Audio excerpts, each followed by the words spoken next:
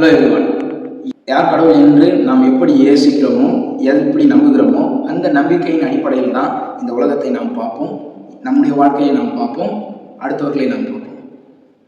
The view about God forms our value. We see through world and our life and others through that value.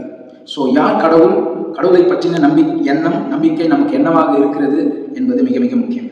So யார் கடவுளோ அந்த மெய் கடவுளை என்னுடைய மெய் ஞானத்தை கொண்டு தேடி அலசி ஆராய்ந்து கண்டுபிடித்து வழிபடும் பொழுது நான் மோட்சம் அடைகிறேன், விமோச்சனம் அடைகிறேன், நான் பரலோகம் சென்றடைகிறேன். ஸோ யார் கடவுள், அந்த கடவுளை நான் எப்படி என் மெய் ஞானத்தில் தேடி கண்டுபிடிப்பது? அது ஒவ்வொருவருக்கும் வெவ்வேறு வகையில் அது அமையும், அவர்களுடைய ஞானத்தை பொறுத்து. நான் என் வாழ்க்கையில் எப்படி மெய் கடவுளை கண்டுபிடித்தேன் என் மெய் ஞானத்தை வைத்து என்பதை வைத்து ஒரு 5 காரியத்தை சொல்கிறேன். முதலாவது, கடவுள் பரிசுத்தமானவராக இருக்க வேண்டும். The first quality for the God is holiness.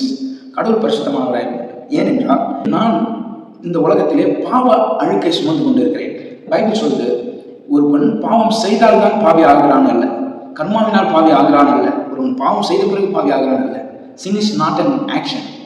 Sin is in thought. ஒரு பாவம் செய்யணும்னு யோசிக்கும் போதே அவன் பாவியாக இருக்கிறான். எனவே ஏதோ ஒரு வகையில் நான் பாவியாக பாவ மூட்டையை, பாவ அழுக்கையை நான் அவளை சுமந்து கொண்டிருக்கிறேன். அந்த பாவம் மோட்சத்திலிருந்து, விமோச்சத்திலிருந்து, முக்தியிலிருந்து, கடவுளிலிருந்து என்னை பிரித்து என்னை கீழே தள்ளுகிறதா இருக்கிறது.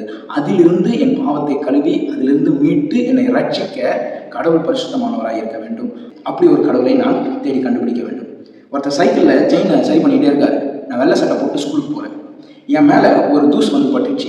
அவர் பக்கத்தில் போகும்போது அவர் டக்குன்னு ஏறிச்சு என் மேலே இறக்கப்பட்டு, தம்பி சட்டையில் அழுக்கு இருக்குது அப்படின்னு சொல்லி அவரோட அழுக்கு கையால் என் சட்டையில் இருக்க அழுக்க துடைக்க ட்ரை பண்ணாருன்னா என் சட்டை மேலும் அழுக்காகுமே தவிர என் சட்டையில் இருக்க அழுக்கு போகாது. அது மாதிரி தான் பரிசுத்தம் இல்லாத யாராலையும் பாவத்தை கழுவ முடியாது. எனவே கடவுள் பரிசுத்தமாக இருக்க வேண்டும். That is the first quality. இரண்டாவது குவாலிட்டி, இந்த உலகம் அன்பை தேடி அன்பினாலே அன்பிற்காக இயங்குகிற உலகமாக இருக்கிறது.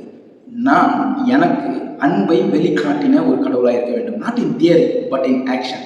Love in action. என் மீது இருக்கிற அன்பை வெளிக்காட்டின கடவுளாக இருக்க வேண்டும். மூன்றாவது, இந்த உலகத்திலே நான் ரத்தமும் சதையும் உணர்வுமாய் இருக்கிறேன். இதனால் நான் எப்படி தீர்மானம் எடுப்பது, நான் எப்படி அடுத்தவர்களை நடத்துவது, நான் எப்படி சூழ்நிலைகளை கையாள்வது என்று பல குழப்பத்தின் நடுவிலே வாழ்ந்து கொண்டிருக்கிறேன். இந்த குழப்பத்தின் நடுவிலே வாழ்கின்ற எனக்கு ஒரு நல்ல ரோல் மாடல் வேணும். என்னைப் போலவே ரத்தமும் சதையும் உணர்வும் கொண்டு வாழ்ந்து காட்டி இருக்கின்ற ஒரு ரோல் மாடல் எனக்கு இருந்தால் என்னை புரிந்து கொண்டு அந்த சூழ்நிலைக்கு ஏற்ற வழிகளை அவர்கள் காண்பித்திருப்பார்கள். அதிலிருந்து நான் கற்றுக்கொள்கிறோம். அதே போல ரத்தமும் சதையுமாய் மனிதனாய் வந்து வாழ்ந்த கடவுளாக இருக்க வேண்டும். ரோல் மாடலாக இருந்தால் கடவுளாக இருக்க வேண்டும். நான்காவது, எனக்கு இந்த உலகத்தில் நிறைய பயங்கள் உண்டு. எதிர்கால பயம், என்னுடைய சவால்களை எப்படி சந்திப்பேன் என்கின்ற பயம், எப்படி என்னுடைய எதிரிகளை மேற்கொள்வேன் என்ற பயம், குறிப்பாக பெரிய பயம் மரண பயம். என் மரணம் என்னவாக இருக்கும், என் மரணம் எப்படி நடக்கும், என் மரணத்துக்கு பிற்பாடு நான் என்னவாக இருப்பேன் என்ற பயம். மரண பயங்களில் இருந்தெல்லாம் என்னை மீட்டு விடுதலையாக்கக்கூடிய வல்லமை உள்ள கடவுளாக இருக்க வேண்டும். குறிப்பாக மரணத்திலிருந்து என்னை மீட்டெடுக்கக்கூடிய வல்லமை உள்ள கடவுளாக இருக்க வேண்டும். அதற்கு அந்த கடவுள் முதல்ல மரணத்தை ஜெயித்திருக்க வேண்டும்.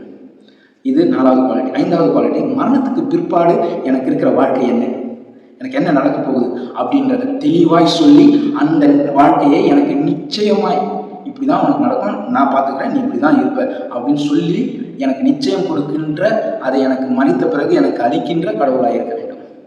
ஸோ இந்த 5 quality, God must be holy, God must be loving, God must be role model, God must be victory over death, and God must be giving eternity. So இந்த 5 குவாலிட்டி, பரிசுத்தம், அன்பு, முன்மாதிரி, மரணத்தை ஜெயித்த வல்லமையுள்ள கடவுள் அண்ட் நித்தியத்தை எனக்கு அருளுகின்ற கடவுள். இப்படி இந்த 5 குவாலிட்டியை வைத்து என் மெய்ஞானத்தினால் நான் தேடி கண்டுபிடித்த கடவுள் இயேசு கிறிஸ்துவா எனக்கு தெரிந்தார். அவரிடத்துல எந்த பாவமும் இல்லாமல் ஒரு குறையும் கண்டுபிடிக்க முடியாத அளவுக்கு அவர் பரிசுத்தமானவராக இருந்தார், பரிசுத்த வாழ்க்கை வாழ்ந்தார். ஸோ என் பாவத்துக்காக அவர் மரித்து என் பாவத்திலிருந்து விடுதலை ஆவதற்கு அவருடைய இரத்தத்தினாலே, அவருடைய மரணத்தினாலே ஒரு பெரிய வழியை அவர் எனக்காக கொடுத்தார். எனக்காக அவர் மரித்த சிலுவையில் மரித்ததன் மூலம், உங்களுக்காக சிலுவையில் மரித்ததன் மூலம், இந்த உலகத்தில் இருக்க மனிதர்களுக்காக சிலுவையில் மரித்ததன் மூலம் மனுகுலத்தின் மீது எவ்வளவு அன்பை வைத்திருக்கிறார் என்பதை தன் செயலினால் காட்டினவராக இருக்கிறார். இந்த உலகத்தில் என்னைப் போலவே ரத்தமும் சதையும் உணர்வுமாய் அவர் வந்து அதை கொண்டு வாழ்ந்து என்னுடைய சவால்களை எல்லாம் அவரும் சந்தித்து மேற்கொண்டு எனக்கு ஒரு முன்மாதிரியாக, நல்ல முன்மாதிரியாக இயேசு கிறிஸ்து எனக்கு இருந்தார். அது மாத்திரம் இல்லாமல் மரணத்தை அவர் ஜெயித்து, மரணமே உன் கூர் எங்கே, பாதாளமே உன் ஜெயம் எங்கே என்று வெற்றி முழக்கம் இடுகிற தெய்வமாய் அவர் இருந்தார். அது மாத்திரம் இல்லாமல் நான் போகிறேன், உங்களுக்கு என்று ஒரு ஸ்தலத்தை ஆயத்தம் பண்ணிவிட்டு மறுபடி வந்து உங்களை அழைத்து போவேன் என்று என் மரணத்துக்கு பிற்பாடு இருக்கிற வாழ்க்கைக்கு நிச்சயம் கொடுக்கிறவராக இருந்தார்.